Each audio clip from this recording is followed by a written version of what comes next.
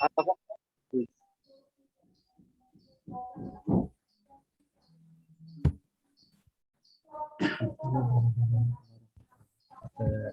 Coba login ulang, itu nanti kan ada tempat isi mau login pakai video apa enggak. Kemarin itu gara-garanya pakai kamera eksternal itu.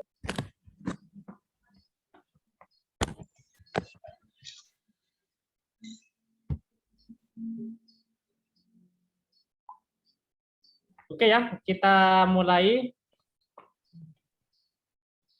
Ya, Pak. Sudah ready semuanya ya? Oke. Assalamualaikum warahmatullahi wabarakatuh. Waalaikumsalam warahmatullahi wabarakatuh. Salam sejahtera dan selamat sore semuanya, dan salam sehat selalu buat kita. Yang saya hormati Bapak. Halo? Iya, Pak. Dilanjut, Pak. Terdengar, Pak, suaranya, Pak. Masih dengar suara saya ya? Ya, Pak. Silakan dilanjut, Pak. Oke, saya sapa dulu para penguji yang saya hormati, Bapak Dr. Selamat Suhartono, SHMH. Gimana kabar Pak? Sehat Pak? Selamat? Sehat, alhamdulillah. Alhamdulillah, ya oke. Baru Ya. selesai, alhamdulillah. Yang berikutnya saya sapa juga Bapak Dr. Muhammad Zainuddin, SH, SHI, MHUM. Gimana kabar Pak Zainuddin? Alhamdulillah saya juga baik, Bapak. Sehat ya? Sehat, Oke. alhamdulillah sehat. Semuanya sudah ready. Saya sapa juga Saudara Muhammad Romsi. Sudah siap Romsi?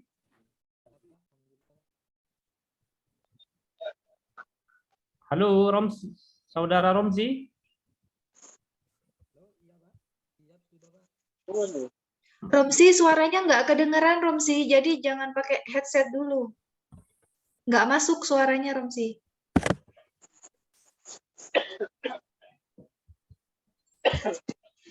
Suaranya nggak masuk, Romsi. Mana Romsi ini? Ada gangguan jaringan mungkin? Halo, coba. Halo, halo, Coba. Vi. Sip, sudah. Bagus, sudah. Udah naik mobil. Oke. Romsi, dengar suara saya Romsi? Ya, Pak, dengar, Pak. Ya. Baiklah, kita lanjutkan. Sebelum dimulai, ada beberapa pertanyaan untuk Saudara Romsi. Apakah Saudara sehat pada sore ini? Alhamdulillah sehat, Pak. Sehat ya. Siap untuk ini ya, presentasi ujian proposal tesis ya? Ya, Pak. Ya. Baiklah, sekarang ada kesempatan waktu maksimal 10 menit ya Romsi untuk presentasi pokok-pokok pikiran yang ada di dalam proposal tesis saudara ya. Waktunya maksimal 10 menit. Namun sebelumnya silakan kalau Anda mau berdoa dulu, silakan. Ya, Pak. Terima kasih.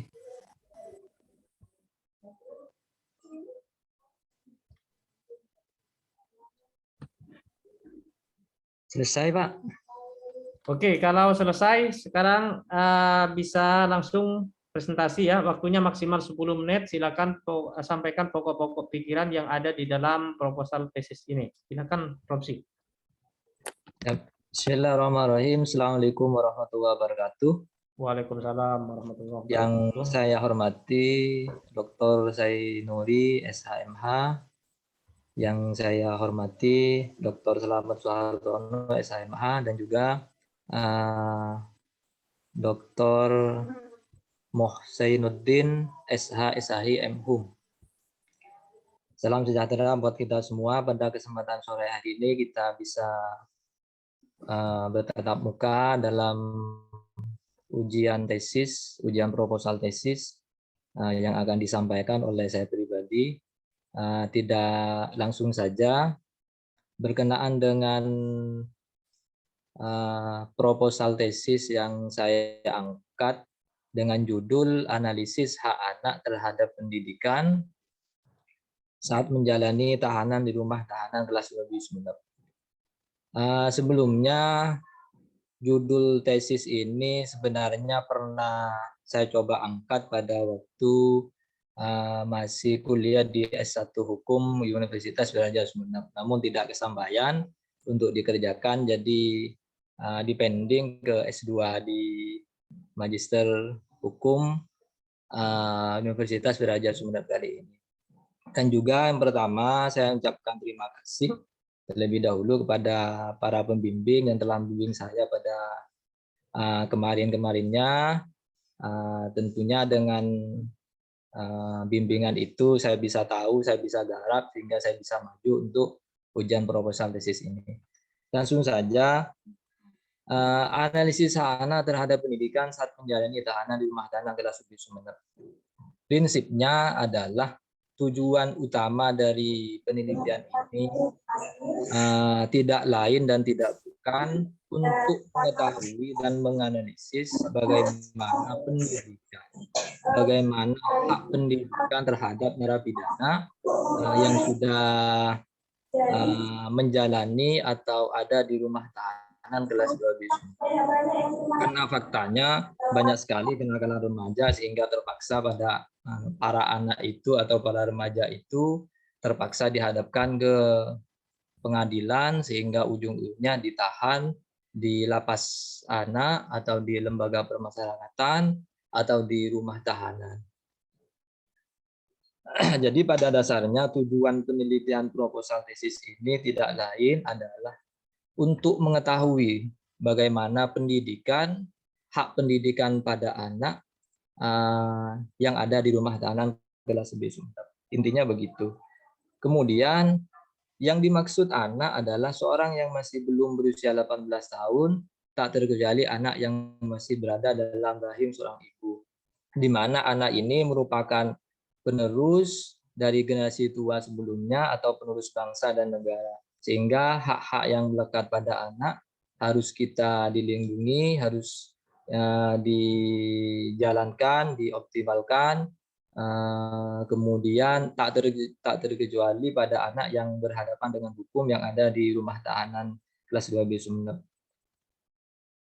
Adapun Undang-Undang Dasar berkenaan dengan anak terdapat dalam pasal 31, ada 5 poin utama yang terdapat dalam Undang-Undang Dasar 1921 pasal 31 itu. Yang pertama, negara memberikan jaminan yang tidak ada bedanya kepada setiap warganya dalam pendidikan. Kemudian negara mewajibkan warganya untuk menempuh pendidikan dasar serta negara yang membiayainya. Ketiga, negara pun mewajibkan dirinya untuk selalu mengupayakan sistem pendidikan nasional yang lebih baik dalam meningkatkan keimanan dan ketakwaan setiap warganya. Kemudian keempat, negara memperoleh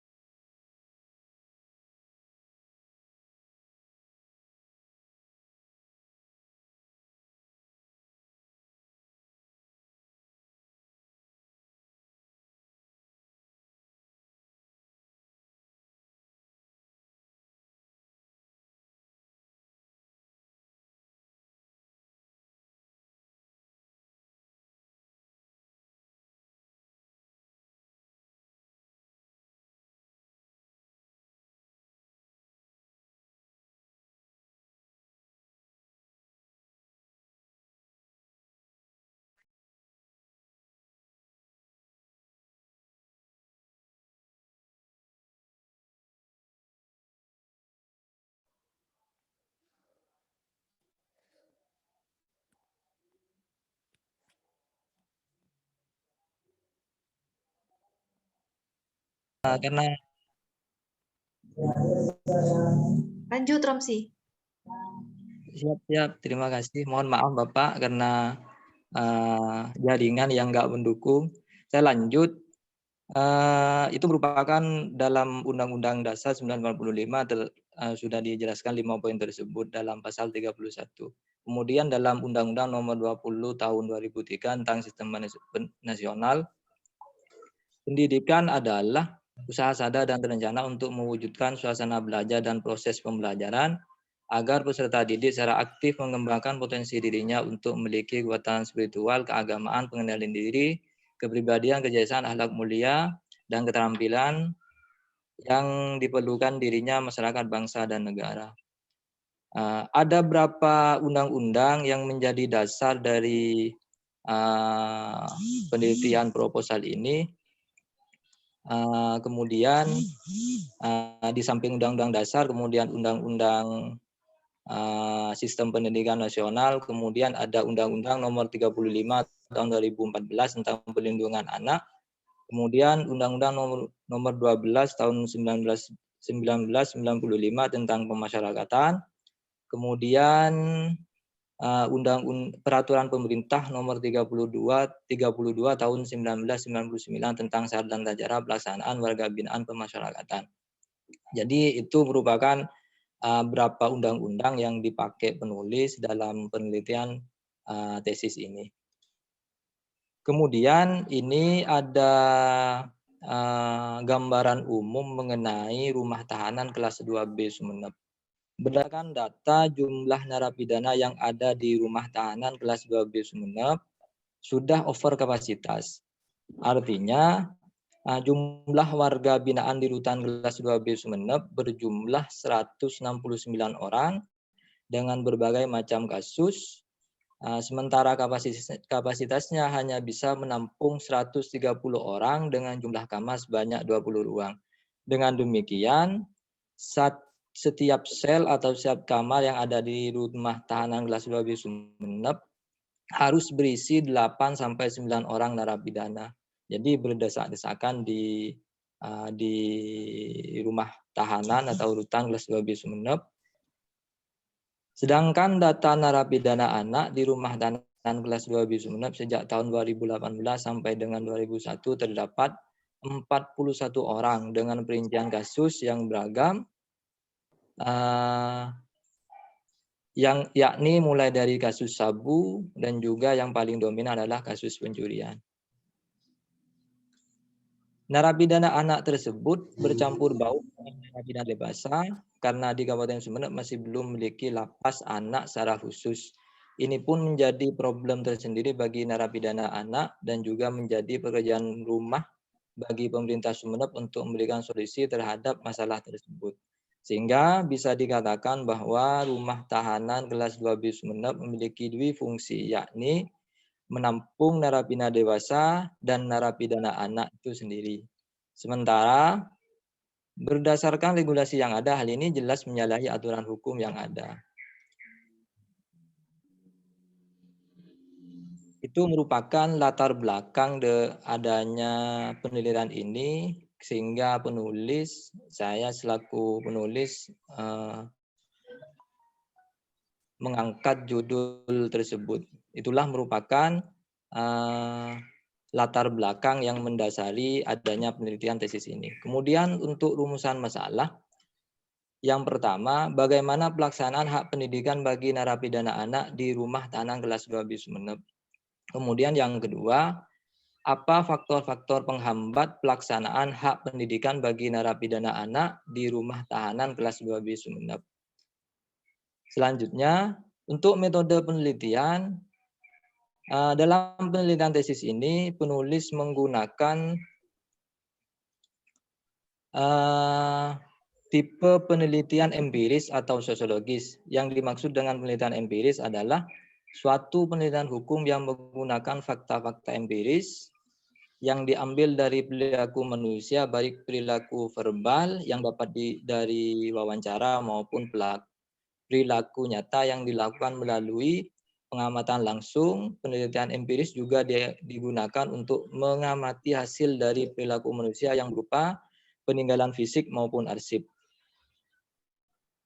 Ini pun sejalan dengan yang disampaikan oleh Surjono Suganto dan Sri Mambuji. Penelitian hukum empiris yaitu pendekatan penelitian lapangan dengan melihat serta mengamati apa yang terjadi di lapangan, penerapan peraturan-peraturan tersebut dalam praktiknya dalam masyarakat.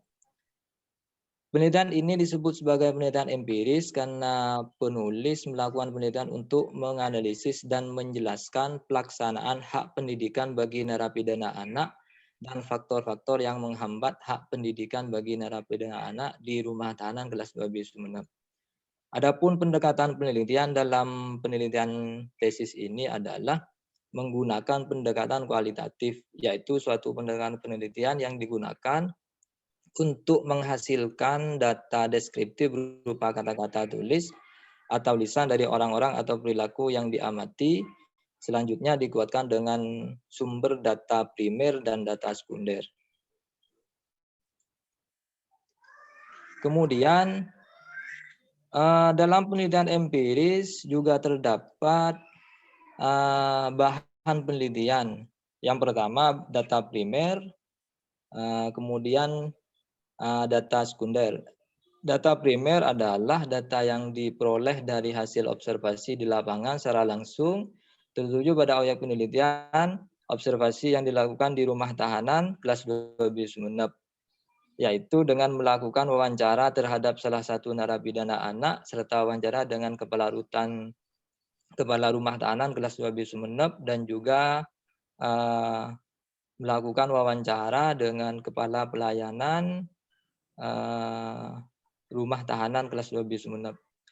Kemudian untuk data sekunder, ini ada beberapa bahan hukum. Yang pertama, bahan hukum primer. Dalam bahan hukum primer ini, peneliti menggunakan beberapa undang-undang yang telah disebutkan di awal tadi, yaitu Undang-Undang Dasar 1945, kemudian Undang-Undang Nomor 35 Tahun 2014 tentang Perlindungan Anak, kemudian Undang-Undang Nomor 20 Tahun 2003 tentang Sistem Pendidikan Nasional, kemudian Undang-Undang Nomor 12 Tahun 1995 tentang Pemasyarakatan, kemudian Peraturan Pemerintah Nomor 32 Tahun 1999 tentang Syarat dan Syarat Pelaksanaan Warga Binaan Pemasyarakatan. Kemudian ada bahan hukum sekunder dan juga bahan hukum tersier.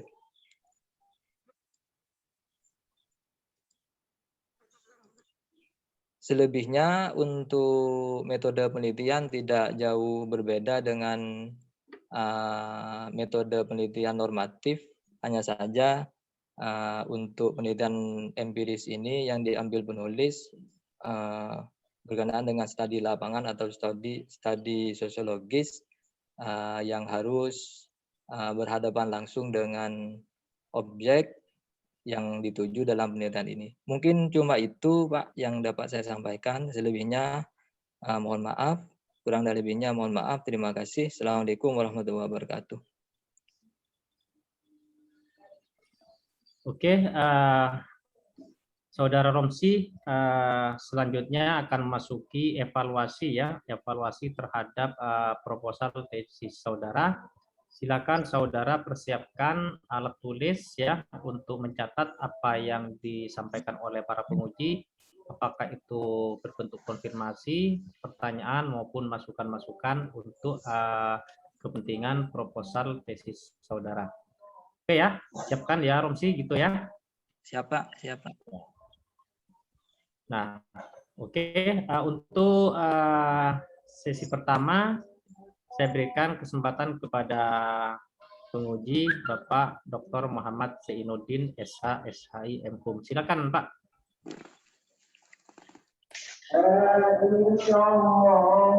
Baik, terima kasih. Saya sampaikan sebelumnya kepada Bapak Dr. Zainuddin, SHMH, memberikan kesempatan pertama kepada saya untuk mengawali sesi diskusi proposal yang ditulis oleh saudara Roksi ya, untuk usulan penelitian tesisnya.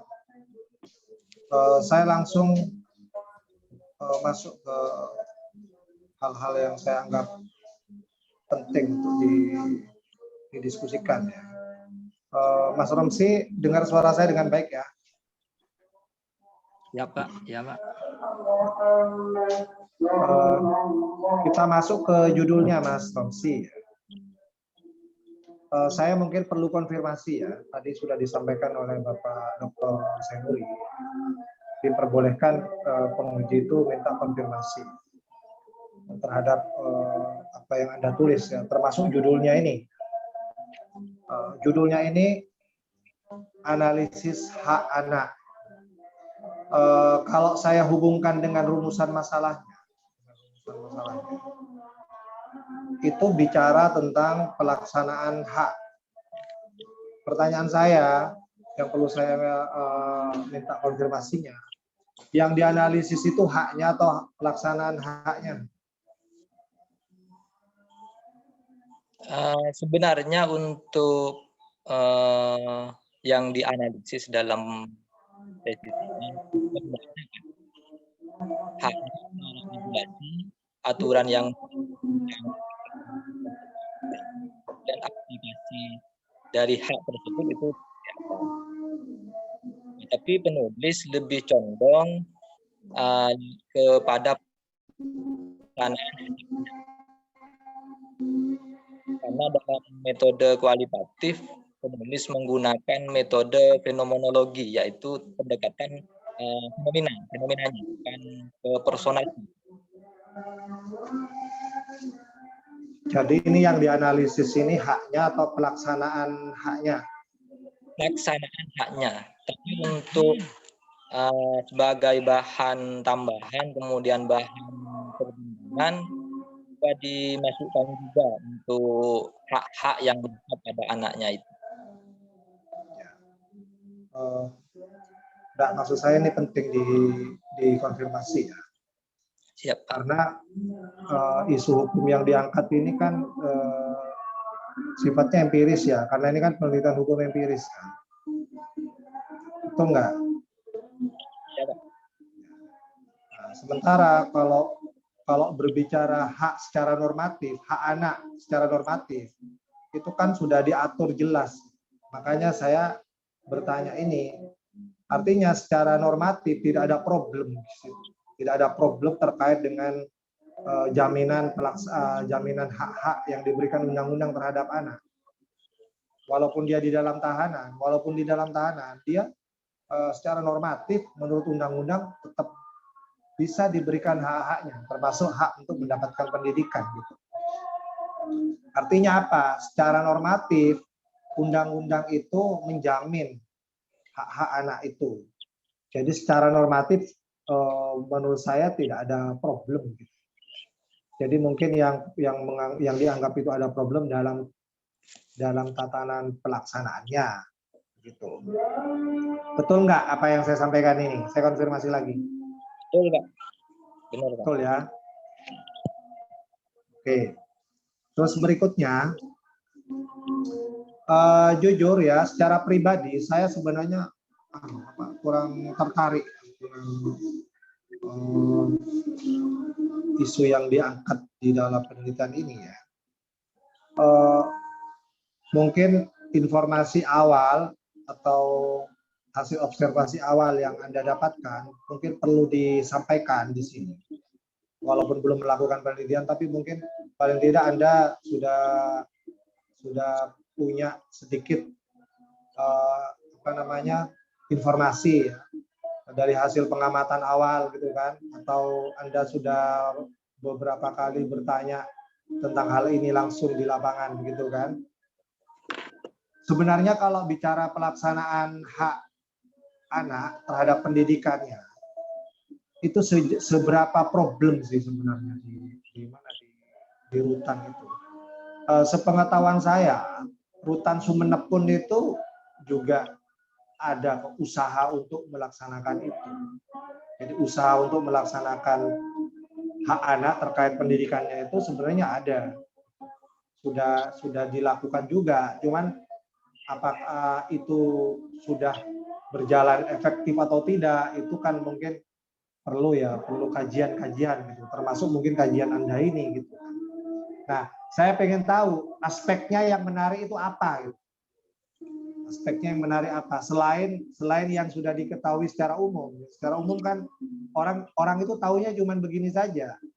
Iya, walaupun di rumah tahanan anak-anak itu tetap bisa kok sekolah gitu. Itu orang umum taunya cuma seperti itu saja gitu. Tapi lebih lanjut bagaimananya memang kita nggak tahu. Nah, barangkali Anda punya sedikit informasi sehingga Anda menganggap menarik ya, menganggap penting ini dilaksanakan penelitian. Silakan ditanggapi. Terima kasih, Pak. Sebenarnya begini, Pak. Kalau bicara regulasi, perbedaan antara, mohon maaf sebelum saya jawab, saya berikan pertimbangan.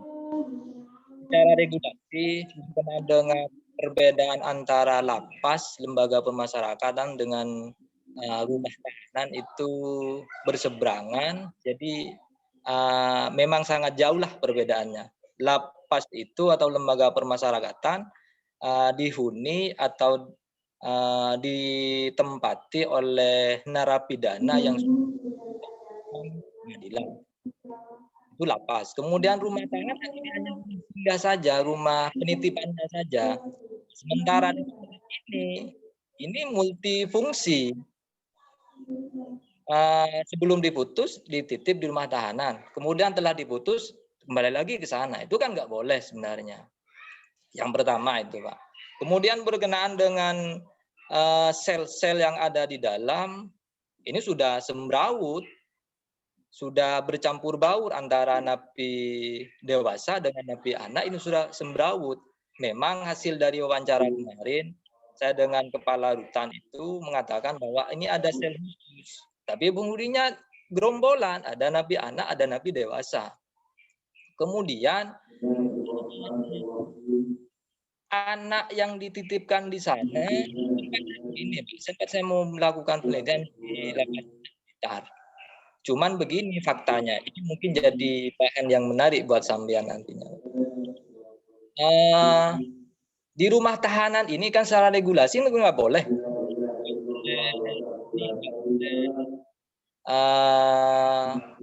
Terima anak atau ada rumah tahanan kelas 2 disunat kan regulasi itu bukan lapas anak, bukan lapas umum, rumah tahanan aja itu.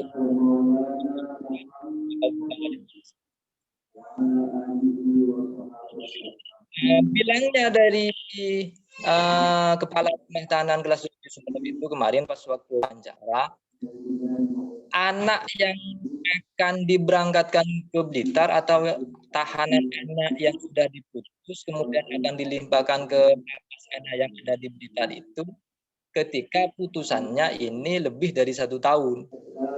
Kalau tahun atau lebih kurang dari 1 tahun ini bisa diletakkan di Sumeneb, itu bahasanya.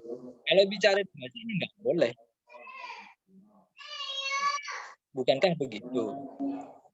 Mungkin yang menjadi, dan ini saya melihatnya ini kan saya kalau untuk persoalan itu aturan norma itu hal yang menjadi esensi atau penelitian dalam saya tidak berfokus pada tersebut. Yang saya fokuskan ini harus narapidana anak yang ada di Sumeneb ini memang kemarin pas waktu wawancara ini setiap narapidana ini diikutkan paket A, paket B dan paket C. Apakah undang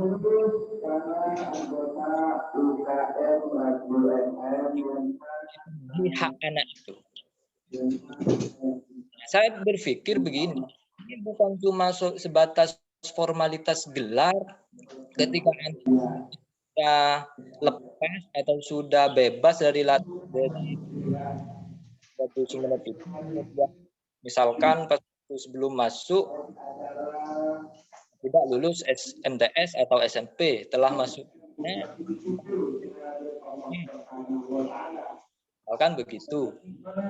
tidak sebatas formalitas begitu saja yang diharapkan. Melainkan jiwa daripada pendidikan itu sendiri yang diharapkan. Mungkin Dr. Zainuddin. Ya, kembali ke persoalan pelaksanaan hak pendidikannya ya. Jadi kita fokus ke bagaimana rutan itu bisa menjamin hak-hak anak terhadap pendidikannya itu terlaksana dengan baik kan.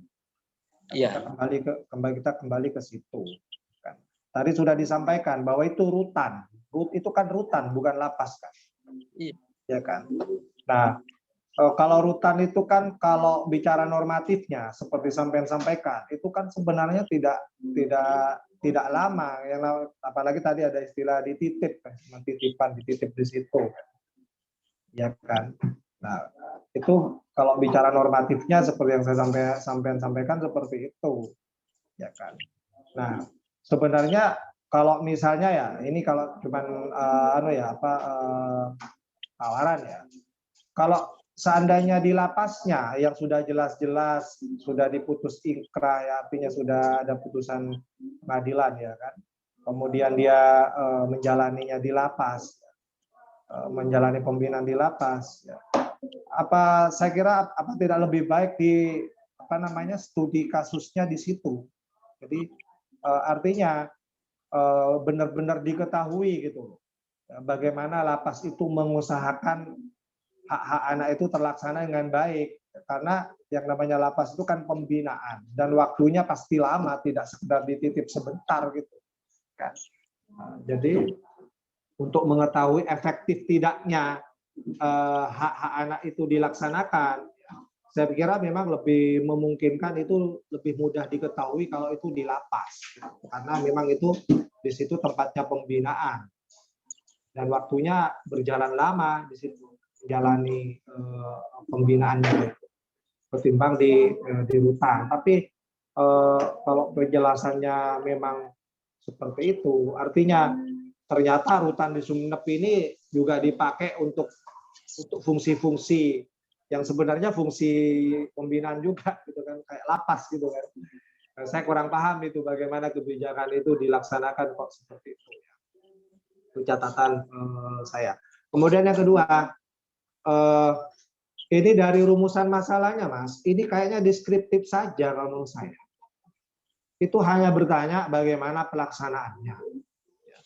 Kalau cuma sekedar mendeskripsikan bagaimana hak itu dilaksanakan, tanpa ada analisis-analisis yang sifatnya signifikan, ya, saya kira ini bukan kelasnya tesis kalau menurut saya ya. Kalau cuma sekedar deskripsi bagaimana itu dilaksanakan hak-haknya.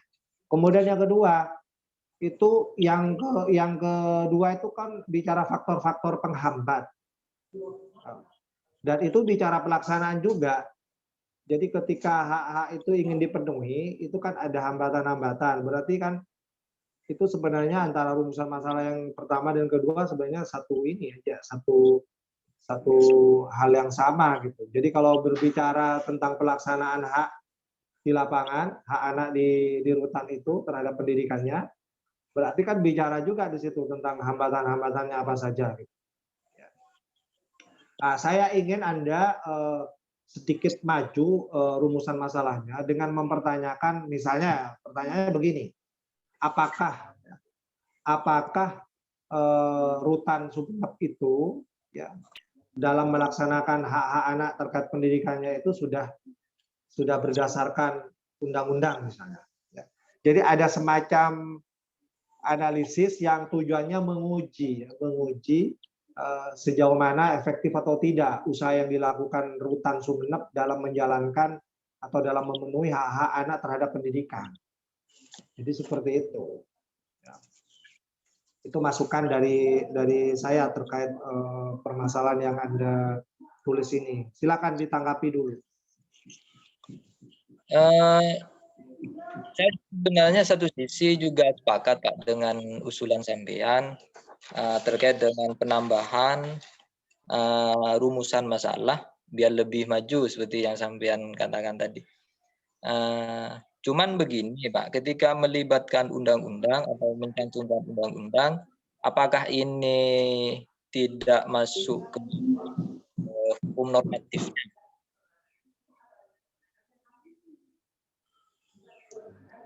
Saya kira tidak juga ya, karena penelitian hukum empiris itu bukan berarti sama sekali mengabaikan ketentuan undang-undang gitu. Bahkan penelitian hukum empiris itu juga berangkat dari titik-titik dalam ketentuan-ketentuan dalam undang-undang juga ya. Jadi sekali lagi kalau berbicara penelitian hukum yang empiris itu bukan berarti sama sekali lepas dari pendekatan normatif, pendekatan perundang-undangan kalau menurut saya. Jadi tetap ada pijakan-pijakan undang-undangnya juga. Nah, apalagi tadi sampean kan juga di awal-awal menjelaskan itu kan sampean bicara yang normatif dulu kan. Ya, benar Pak. Bicara yang normatif dulu, baru setelah itu sampean menyampaikan fakta-faktanya ternyata di lapangan seperti ini gitu kan. Itu artinya apa? Penelitian hukum empiris pun itu bukan berarti dia lompat sama sekali tidak berpijak pada undang-undang. Ini kan penelitian hukum kan. Jadi saya kira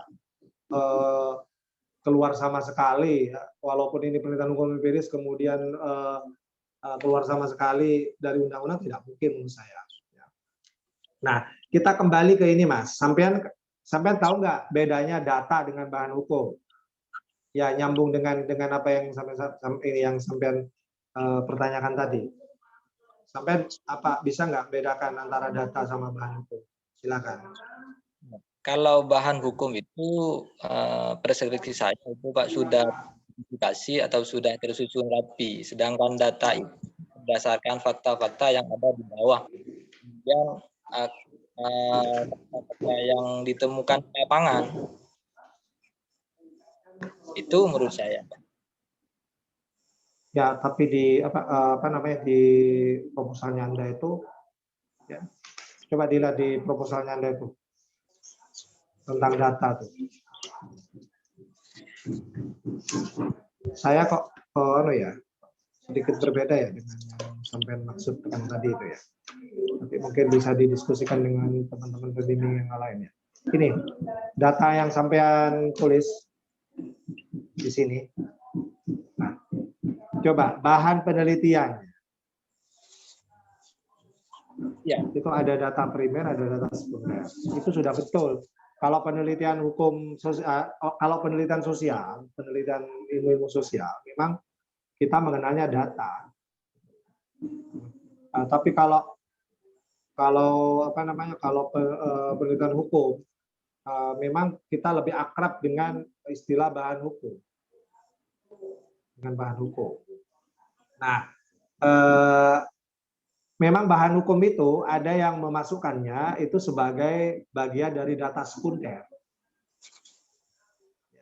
Nanti kita coba berbagi referensi ya. Memang data sekunder itu terbagi dari bahan hukum, termasuk di dalamnya bahan hukum primer, bahan hukum sekunder, dan bahan hukum tersier.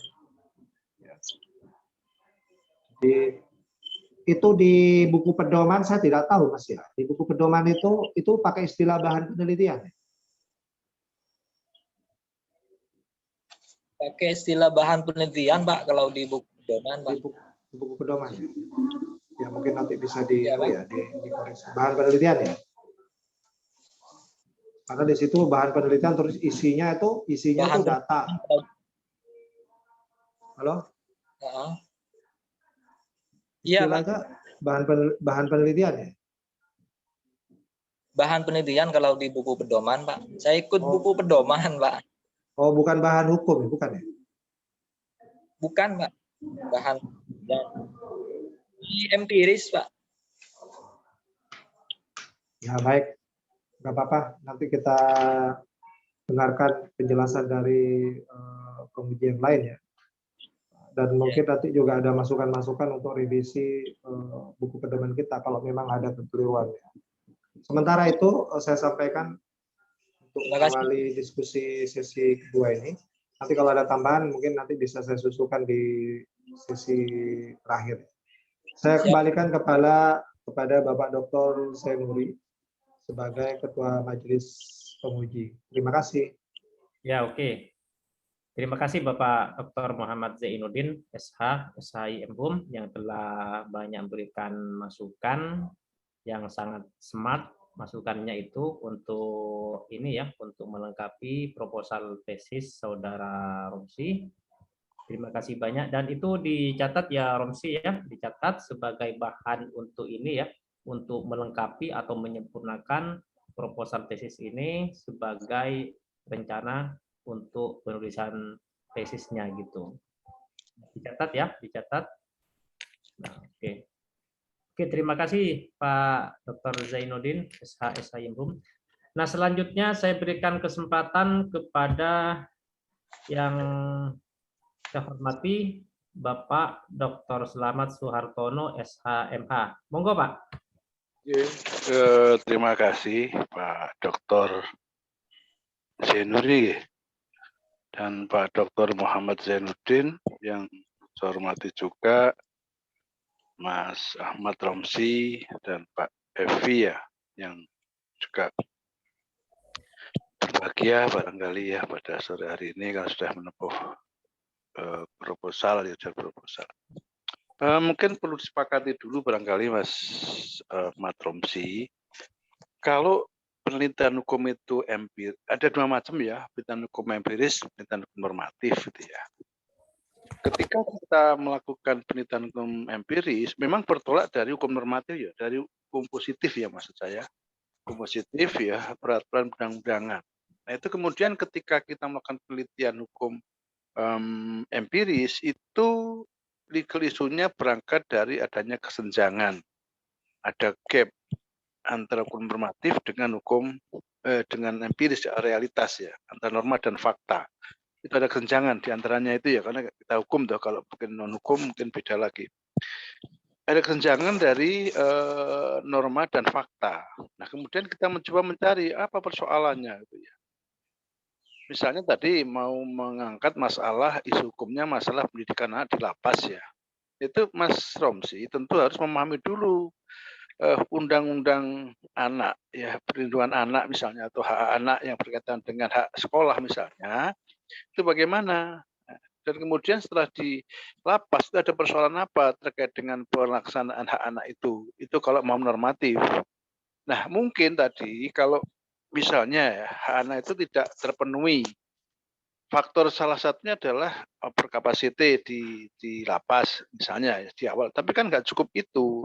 Nah kalau memang itu mau bicara masalah implementasi hak anak, setelah tahu normanya dulu baru bicara implementasinya, ada kesenjangan, mungkin juga terkait dengan kualitas pendidikannya, ya dah.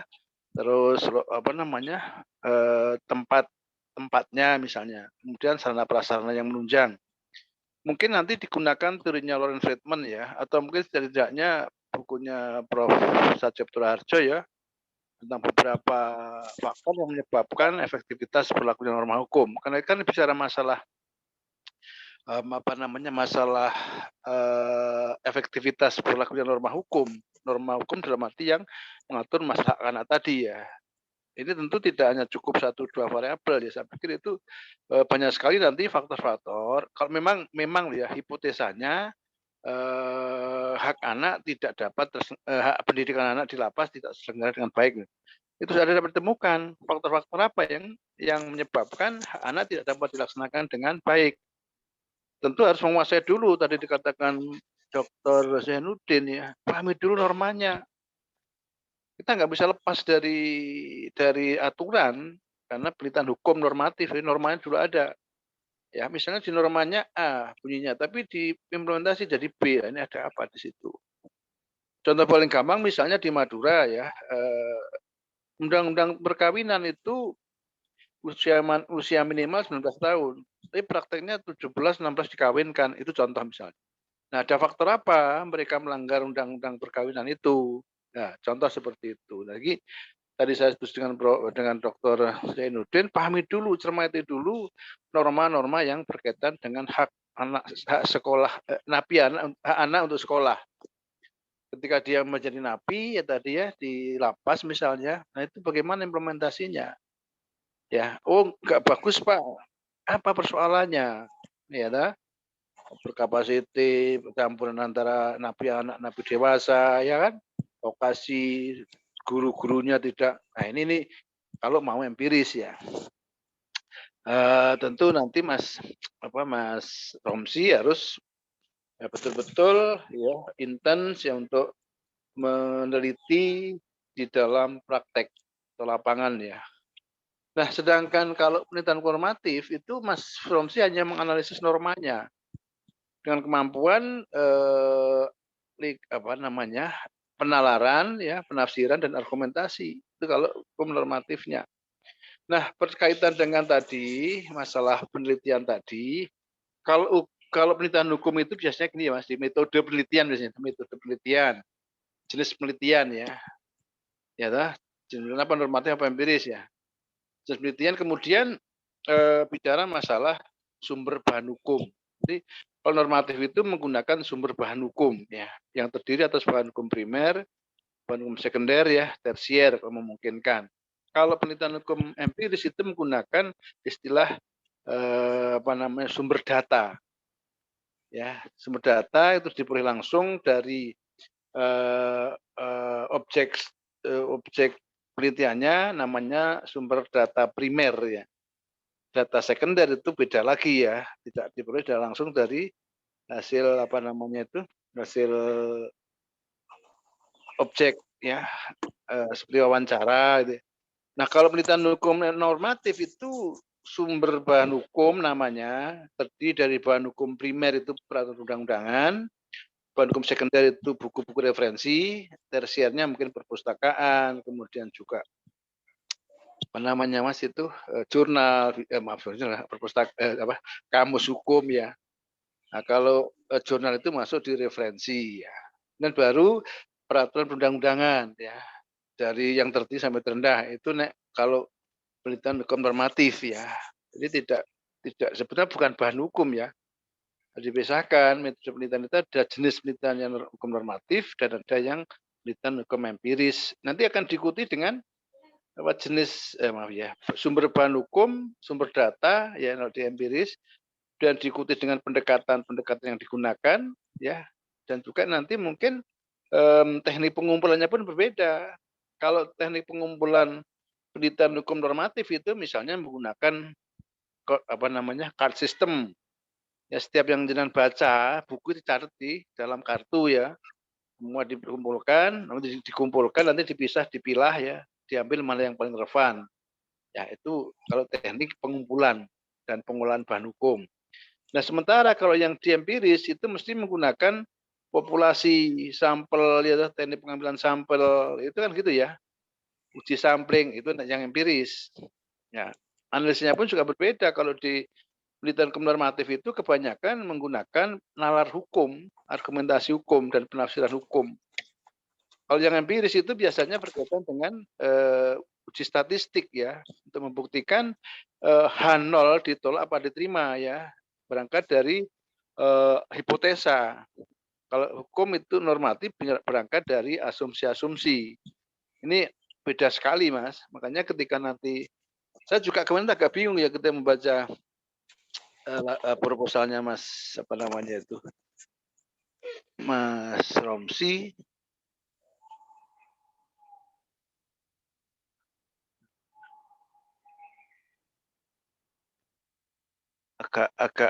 Agak bingung saya kemarin, sempat saya koreksi tapi saya belum tahu perbaikannya, tapi kemudian sudah ya. Itu intinya begitu. Nanti pastikan lagi nanti apakah Mas Romsi itu memilih normatif atau memilih empiris dengan segala konsekuensinya Mas ya. Jangan sampai nanti bingung di bahan hukum aja banget penelitian masih bingung ya. Ya dah apa menggunakan bahan hukum apa menggunakan sumber data kan masih bingung, padahal jelas sekali. Coba nanti kalau yang normatif itu baca bukunya Peter Mahmud, kemudian John Ibrahim ya. Tapi kalau yang empiris baca punya Sajab Suharjo, siapa namanya itu lagi, lupa saya, banyak pokoknya yang penelitian normatif. Nah, empiris itu Mas, nanti dibaca dulu penelitiannya, metode penelitiannya, lalu nanti diterapkan ya di dalam penelitiannya, Mas.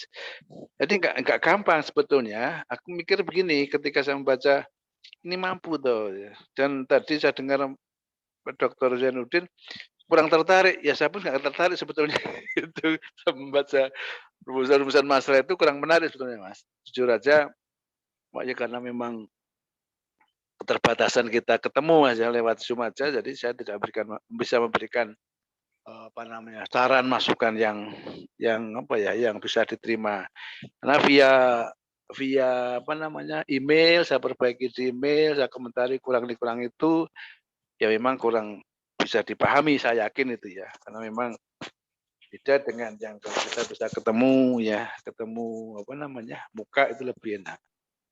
Jadi itu menurut saya masih banyak yang perlu diperbaiki, Mas, itu yang termasuk latar belakangnya pun kami baca itu kurang runtut, kemudian rumusan masalahnya juga tadi Dr. Zainuddin juga ya saya sama kurang tertarik ya. Kemudian juga sumber data, sumber bahan hukum nanti dipisahkan antara normatif empiris termasuk pendekatan dan juga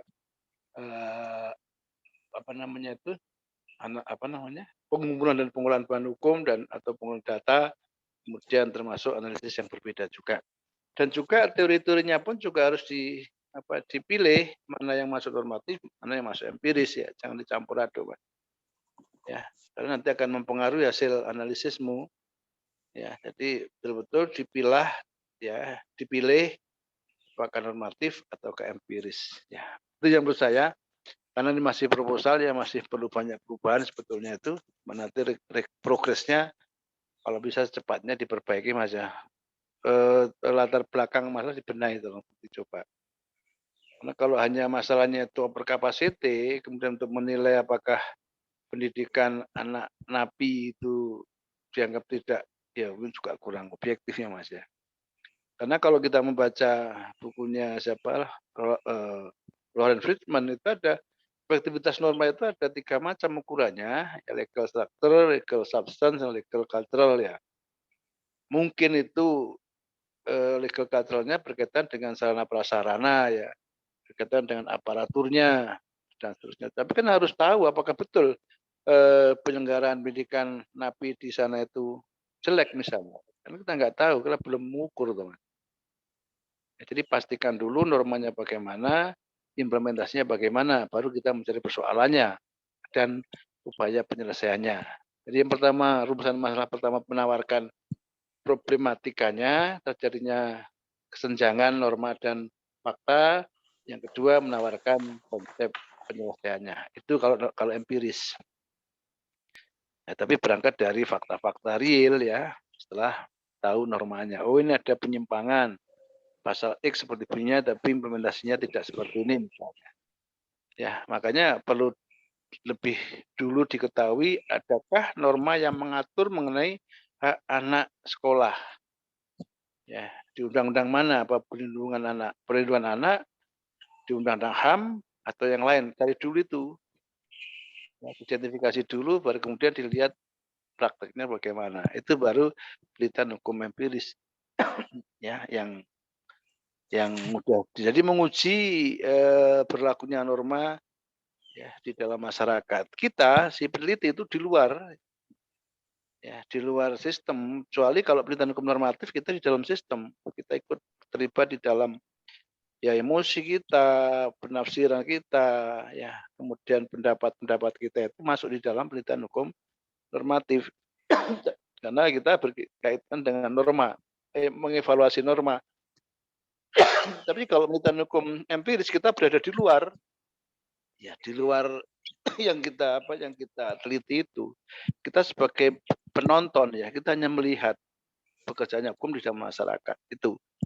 Jadi tolong pastikan nanti apa yang akan diteliti normatif atau empiris, kemudian bobot yang diteliti itu apa betul-betul layak setingkat tesis. Tadi Dr. Zainuddin juga katakan ini masih mungkin tatanan skripsi itu ya, apakah layak tesis apa ini udahlah ini konsumsinya S1 ya dogmatika hukum aja misalnya. Ya, nanti tolong dipikirkan, Mas ya. Itu sementara Dr. Zainuddin dari saya. Nanti kalau dia di bimbingan. Terima kasih. Ya. Assalamualaikum Ya, terima kasih Bapak Dr. Selamat Suhartono, SHMH, atas masukan dan sekaligus juga ini ya merupakan pencerahan-pencerahannya dalam ini kepada Saudara Romsi ya. Atau mungkin dari Saudara Romsi ada klarifikasi, mungkin boleh, silakan untuk ini supaya lebih apa ya, lebih enjoy dan lebih memahami gitu. Mungkin ada hal-hal yang perlu diklarifikasi oleh Saudara Romsi, silakan.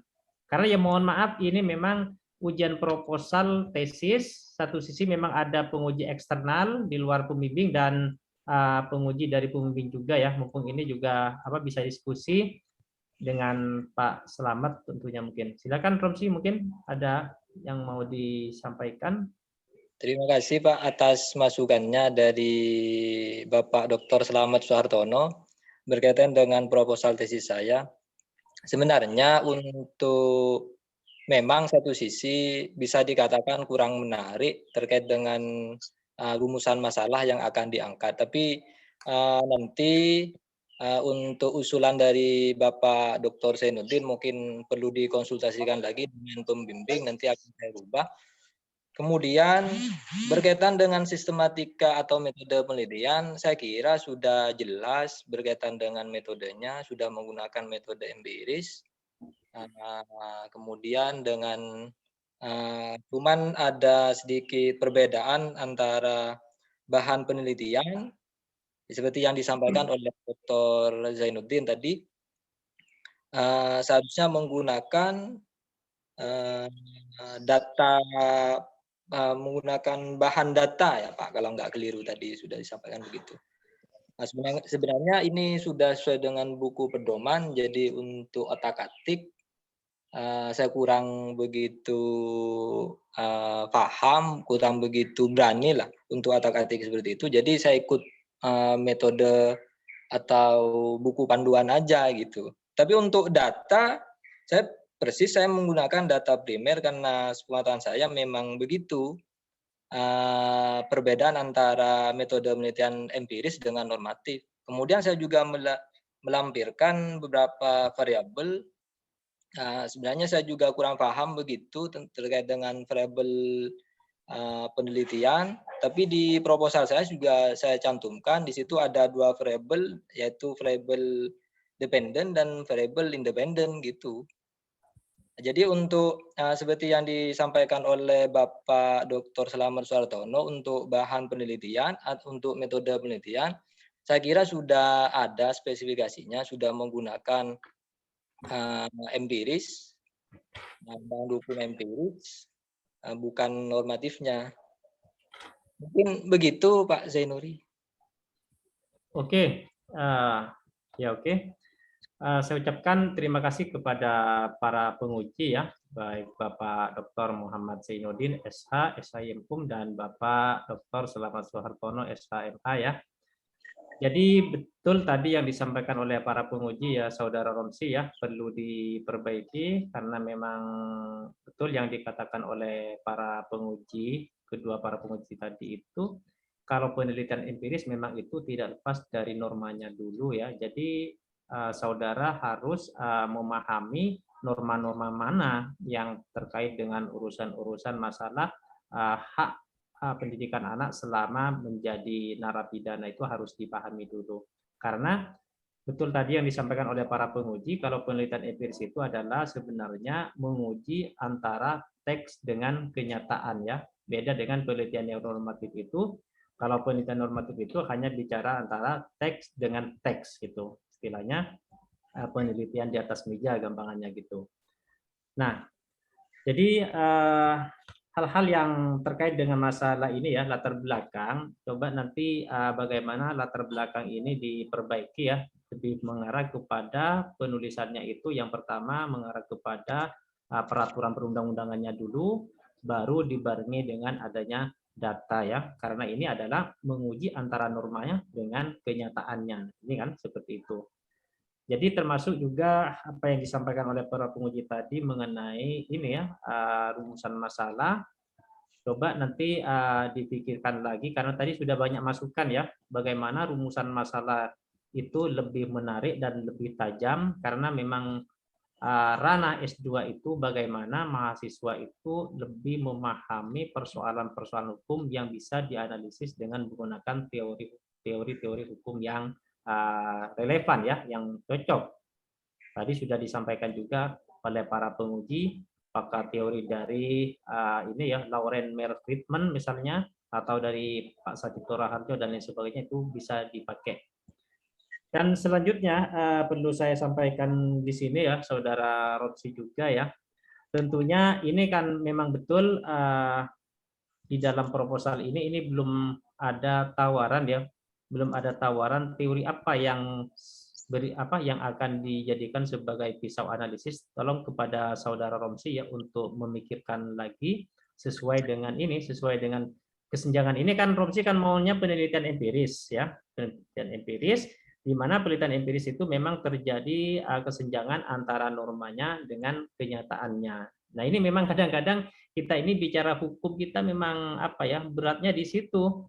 Di dalam peraturan perundang-undangan itu maunya itu adalah hijau misalnya, tetapi kenyataannya kadang-kadang tidak hijau, malah abu-abu. Nah, ini persoalan-persoalan juga bagaimana nantinya mungkin ini mengarah kepada politik hukum ya.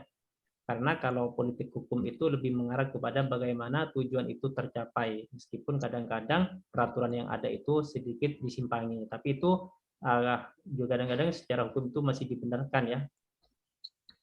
Nah, selanjutnya juga kepada Saudara Romsi ya, ini terkait dengan masalah rumusan masalah ya yang disampaikan oleh penguji tadi, coba upayakan rumusan yang pertama nanti kita diskusikan lagi baik dengan saya maupun kepada Bapak Selamat Suhartono ya, termasuk juga ke Pak Zainuddin, bolehlah kita diskusi. Artinya untuk diskusi minta masukan itu tidak harus kepada pembimbing, tapi di luar pembimbing itu bolehlah kita diajak diskusi. Bahkan kepada siapapun di luar kampus misalnya, silahkan boleh Anda diskusi karena kita ini bicara hukum secara secara universal kita ini. Saya kira itu ya, saya tidak banyak masukan pada kesempatan ini karena saya hanya menjadi utama dan mengkoordinasikan antara saya dengan Pak Selamat. Nantinya kita akan musyawarah lagi ya, gitu Pak Selamat Suhartono sebagai pembimbing juga ya. Insya Allah nanti proposal tesis ini akan menjadi baik dan menarik ya, dan menjadi sumbangsi pemikiran terhadap pelaksanaan hukum khususnya kepada implementasi hak-hak anak selama menjadi narapidana. Nah, ini paling tidak menjadi sebuah temuan-temuan yang solutif, yang memberikan tawaran bagaimana anak-anak yang menjadi narapidana itu benar-benar mendapat haknya secara utuh gitu. Ya, oke, terima kasih sekali lagi kepada Bapak Dr. Muhammad Zainuddin, SH, SHIMPUM, dan Bapak Dr. Selamat Suhartono, SHMH, yang telah bersedia menguji pada kesempatan ini. Meskipun dengan capek, tadi Pak Selamat Suhartono saya lihat itu sambil nyetir ya.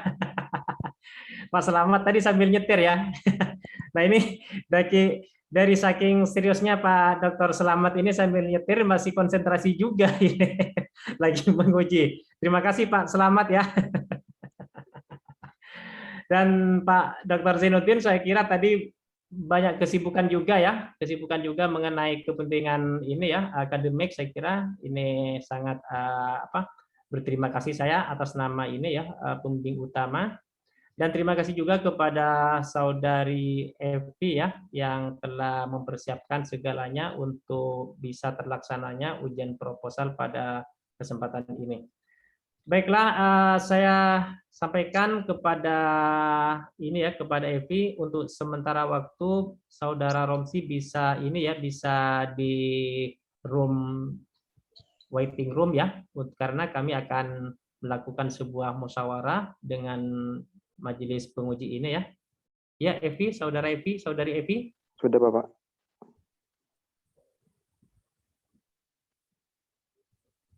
Sudah ada di waiting room, Pak. Oke. Oke, Saudara Romsi sudah di waiting room ya. Oke. Nah, oke, kepada para penguji, Bapak Dr. Slamet Suhartono, Bapak Dr. Muhammad Zainuddin, ini gimana? Mungkin kita membuat sebuah keputusan bersama untuk proposal tesis Saudara Ahmad Romsi. Silakan mungkin pertama dari ini ya, sebagai penguji eksternal dari Bapak Dr. Muhammad Zainuddin, SAI. Silakan Pak. Ya, terima kasih. Dalam pandangan saya ini tetap bisa dilanjutkan, Pak. Jadi sesuai catatan-catatan yang sudah disampaikan tadi oleh para penguji. Kita tingkatkan saja bobot permasalahannya itu.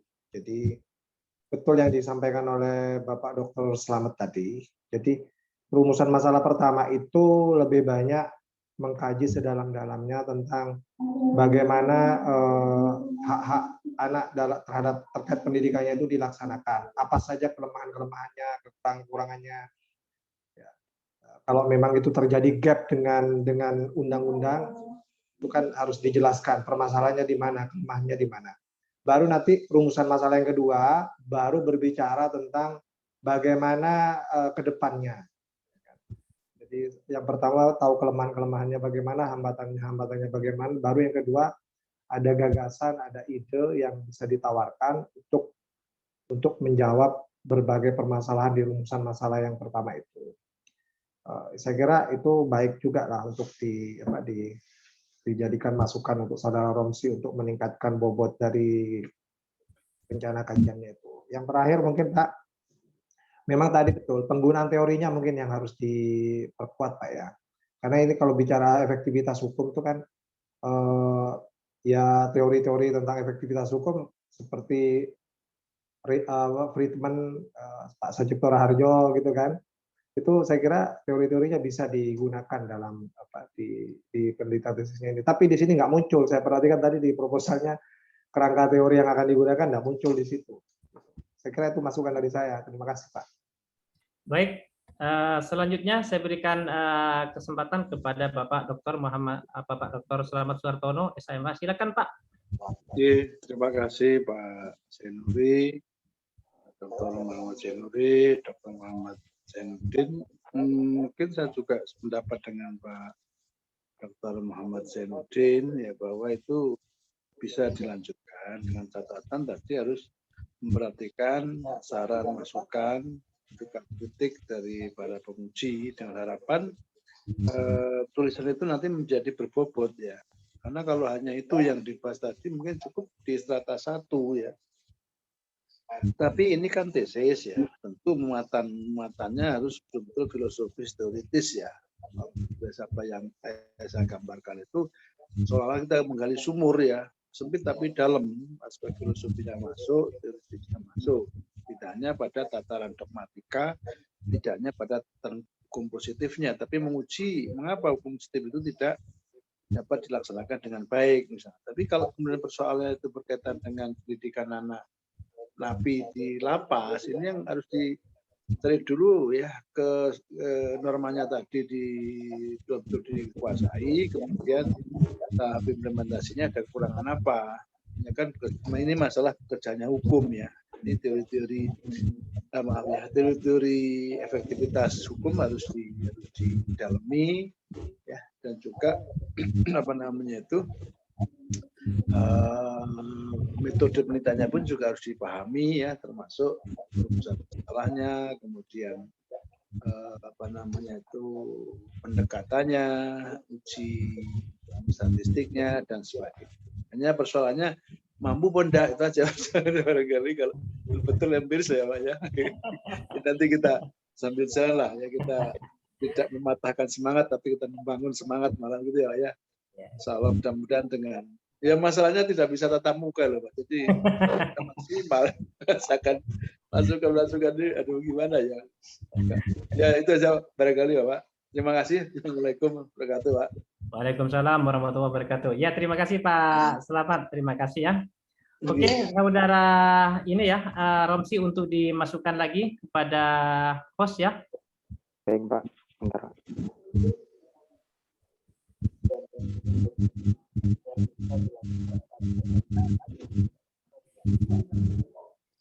Sudah Bapak, sudah masuk Bapak. Sudah ya. Oke. Oke, Ya, Saudara Robsi masih bisa dengar suara saya? Ya, Pak. Ya. Jadi kami sudah melakukan sebuah musyawarah dengan para penguji tadi. Banyak hal yang disampaikan oleh para penguji kepada catatan dari proposal tesis Saudara Ahmad Romsi ya. Yang pertama, Saudara Romsi berdasarkan ini ya, hasil musyawarah, Saudara boleh melanjutkan proposal tesis ini ya ke tesis ya, boleh, silakan dilanjut. Tapi dengan syarat ya, dengan syarat atau dengan catatan ya. Jadi ini Saudara bisa lanjut dengan catatan tapi ya, dengan syarat. Kalau syaratnya tidak terpenuhi berarti nggak bisa lanjut berarti. Persyaratnya itu yang pertama itu terkait dengan rumusan masalah itu harus dipertajam ya, harus dipertajam karena ini ranahnya adalah ranah tesis ya, bukan hanya sekedar mendeskripsikan, tetapi benar-benar menganalisis dengan cara-cara menggunakan teori-teori hukum dan juga boleh menggunakan sedikit itu filsafat hukum itu, karena ini adalah tesis ya, sehingga nanti bisa memberikan kontribusi kepada para pihak nanti tesis Saudara. Itu ya, yang pertama syaratnya yang pertama itu ya, harus diperbaiki rumusan masalahnya ya. Nah, karena ini yang diminta adalah rumusan masalah, tentunya itu kepada latar belakang nanti ya. Latar belakangnya itu harus diperbaiki juga. Yang kedua, terkait dengan masalah teorinya ya. Kerangka teori itu segera Saudara Ahmad Romsi untuk menentukan nanti teori apa yang relevan untuk problematika hukum yang dituangkan dalam rumusan masalah itu segera itu ditulis atau diinventarisir di dalam ini ya teorinya apa. Dan yang ketiga itu menyangkut masalah metodenya ya. Nanti silakan, tadi ada referensi baik dari Bapak Slamet Suhartono maupun dari Bapak Zainuddin, ada beberapa referensi di dalam metode penelitian. Silakan Anda baca ya, sebagaimana saran saya di awal ya. Oke, karena begini, kami tetap menyadari ya, buku pedoman itu tidak sempurna, tapi perlu adanya masukan-masukan itu. Dengan masukan-masukan itu tentunya untuk menjadi buku pedoman yang arah kesempurnaan. Silakan dibarengi dengan baca buku metode penelitian ya Saudara Romsi ya, gitu ya. Oke ya, Romsi ya. Saya kira itu intinya dari hasil musyawarah kami sebagai penguji. Ya Saudara Romsi, mana Romsi ini? Halo Saudara Romsi, mana ini Evi? Iya, siap Pak. Ya, itu ya Romsi ya, itu secepatnya ya Romsi, secepatnya ya. Karena yang Anda ini mau tulis ini adalah penelitian empiris ya. Empiris itu membutuhkan waktu yang sangat leluasa dan juga semangat yang seperti tajamnya tombak gitu ya semangatnya ya. Jangan berlehai-lehai ini karena ini terkait dengan masalah penelitian lapangan ini ya. Oke ya, gitu ya Romsi ya. Oke. Ya, siap Pak. Ya oke, terima kasih kepada para penguji, Bapak Dr. Slamet Suhartono, Bapak Dr. Muhammad Zainuddin SHI MHUM ya, terima kasih semuanya. Semoga kita tetap diberi kesehatan dan diberi kesempatan selalu dalam saling mengingatkan ya. Kita ini saling mengingatkan kita ini. Bukan dalam artian kami sebagai penguji lebih tahu tidak, kita ini adalah sharing, kita ini adalah sharing. Berbagilah, saling berbagi. Terima kasih semuanya ya, termasuk kepada Saudari Evi ya, terima kasih ya telah menyiapkan link Zoom-nya ini dengan cukup baik, meskipun saya tadi terpental. Terima kasih semuanya. Saya akhiri, assalamualaikum warahmatullahi wabarakatuh, dan saya kembalikan kepada Saudari Evi ya. Waalaikumsalam warahmatullahi wabarakatuh.